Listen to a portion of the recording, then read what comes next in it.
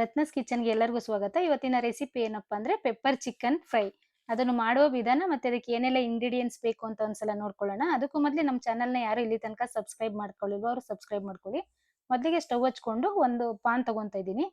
ಅದಕ್ಕೆ 1 ಸ್ಪೂನ್ ಮೆಣಸು, 1 ಸ್ಪೂನ್ ಜೀರಿಗೆ, 1 ಸ್ಪೂನ್ ಧನಿಯಾ ಅಂದ್ರೆ ಕೊತ್ತಂಬರಿ ಬೀಜ, 1 ಸ್ಪೂನ್ ಎಲ್ಲ ಸಮ ಪ್ರಮಾಣದಲ್ಲಿ ಹಾಕೊಂಡು ಮೀಡಿಯಮ್ ಆಗಿ ಫ್ರೈ ಮಾಡ್ಕೊಬೇಕು. ಉದ್ದು ಮಾಡಿದ್ರೆ ತುಂಬಾ ಚೆನ್ನಾಗಿ ಬರುತ್ತೆ ಫ್ರೈ ಅಂತೇಳಿ ಸ್ವಲ್ಪ ಮೀಡಿಯಮ್ ಆಗಿ ಎಲ್ಲ ಫ್ರೈ ಮಾಡ್ಕೊತಾ ಇದ್ದೀನಿ.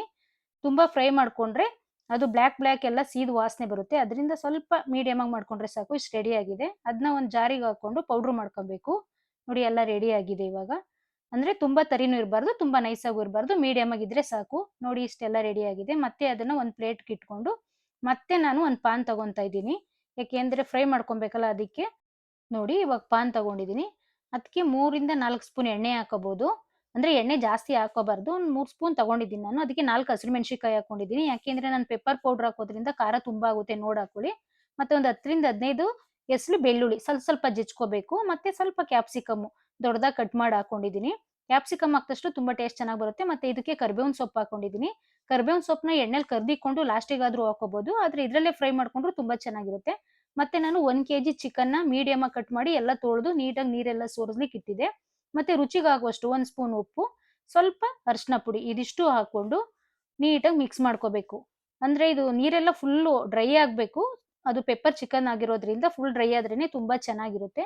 ನೋಡಿ ಎಲ್ಲ ಈ ತರ ನೀಟಾಗಿ ಮಿಕ್ಸ್ ಮಾಡ್ಕೊಂಡು 10 ನಿಮಿಷ ಬೇಕು ನೀಟಾಗಿ ಅದೆಲ್ಲ ಮಿಕ್ಸ್ ಮಾಡಿ ಇದ್ ಮಾಡಕ್ಕೆ. ಮತ್ತೆ ಕ್ಯಾಪ್ ಮುಚ್ಚಿ ಮತ್ತೆ ಒಂದು 5 ನಿಮಿಷ ಬಿಟ್ಟು ಮತ್ತೆ ತೆಗೆದು ಎಲ್ಲ ಮತ್ತೆ ಮಿಕ್ಸ್ ಮಾಡ್ಬೇಕು. ನೋಡಿ ನೀರ್ ಈ ತರ ಬರ್ತಾ ಇರುತ್ತೆ. ಇದೆಲ್ಲ ಫುಲ್ ನೀರೆಲ್ಲ ಕಡಿಮೆ ಆಗ್ಬೇಕು. ಆವಾಗ್ಲೇ ತುಂಬಾ ಚೆನ್ನಾಗಿ ಟೇಸ್ಟ್ ಬರೋದು. 1 ಸ್ಪೂನ್ ಶುಂಠಿ ಬೆಳ್ಳುಳ್ಳಿ ಪೇಸ್ಟ್ ಹಾಕೊಂಡು ನೀಟಾಗಿ ಹಾಗೇನೆ ಎಲ್ಲ ಮಿಕ್ಸ್ ಮಾಡ್ಕೊಬೇಕು.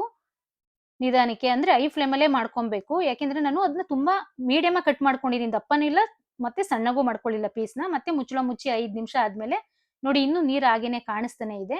ಫುಲ್ ನೀರೆಲ್ಲ ಡ್ರೈ ಆದ್ರೇನೆ ತುಂಬಾ ಟೇಸ್ಟ್ ಚೆನ್ನಾಗಿ ಬರೋದು.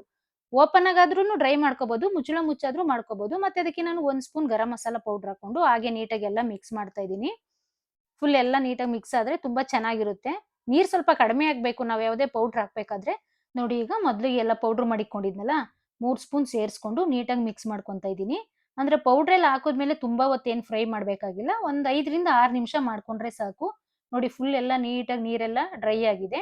ಬೇಕು ಅಂದ್ರೆ ಇದ್ರ ಮೇಲೆ ತುಪ್ಪ ಇದ್ರೆ ಹಾಕೋಬಹುದು. ಇಲ್ಲ ಅಂದ್ರೆ ಸ್ಕಿಪ್ ಮಾಡ್ಕೋಬಹುದು. ನಾನು ತುಪ್ಪ ಹಾಕೊಂಡಿಲ್ಲ. ಎಣ್ಣೆನೇ ಜಾಸ್ತಿ ಆಗಿರೋದ್ರಿಂದ ನಾನು ತುಪ್ಪ ಸೇರಿಸ್ಕೊಳ್ಳಿಲ್ಲ. ಮತ್ತೆ ನಾನು ಅದಕ್ಕೆ ಸ್ವಲ್ಪ ಮತ್ತೆ ಅದಕ್ಕೆ ಸ್ವಲ್ಪ ಕರಿಬೇವಿನ ಸೊಪ್ಪು ಸೇರಿಸ್ಕೊಂತಾ ಇದ್ದೀನಿ. ಕರಿಬೇವಿನ ಸೊಪ್ಪು ಎಣ್ಣೆಲಾದ್ರೂ ಹಾಕೊಂಡು ಫ್ರೈ ಮಾಡಾಕ್ಬೋದು. ತುಂಬಾ ಚೆನ್ನಾಗಿ ಬರುತ್ತೆ. ನಾನು ಆದ್ರೆ ಹಾಗೆ ಹಾಕೊಂಡೆಲ್ಲ ನೀಟಾಗಿ ಹಿಂಗ್ ಮಿಕ್ಸ್ ಮಾಡ್ಕೊಂತಾ ಇದ್ದೀನಿ. ಮತ್ತೆ ಲಾಸ್ಟಿಗೆ ಕೊತ್ತಂಬರಿ ಸೊಪ್ಪೆಲ್ಲ ತೊಳೆದು ಕಟ್ ಮಾಡಿ ಇಟ್ಕೊಂಡಿದ್ದೆ. ಅದನ್ನ ಲಾಸ್ಟಿಗೆ ಹಾಕಿ ಮಿಕ್ಸ್ ಮಾಡಿ ಒಂದ್ 2 ನಿಮಿಷ ಬಿಟ್ರೆ ಸಾಕು. ತುಂಬಾ ಚೆನ್ನಾಗಿ ಬರುತ್ತೆ. ನೋಡಿ ಇದ್ರಲ್ಲಿ ಒಂಚೂರು ನೀರೇ ಇಲ್ಲ. ಎಲ್ಲ ಫುಲ್ಲು ಡ್ರೈ ಆಗಿದೆ.